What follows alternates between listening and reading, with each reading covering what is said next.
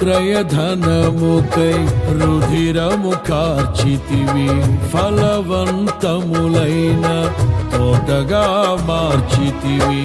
ఫలితము కొరకైన శోధన కలిగినను ప్రతిఫలముగా నాకు ఘనతను నియమించి, ఆశ్చర్యకరమైన ఆదరణ కలిగిల్చి, అన్ని వేళలయందు ఆశ్రయమైనావు.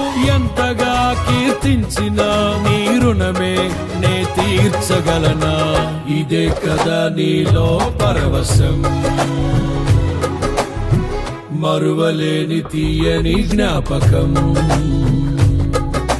నూతనమైన కృపా, నవనూతనమైన కృపా.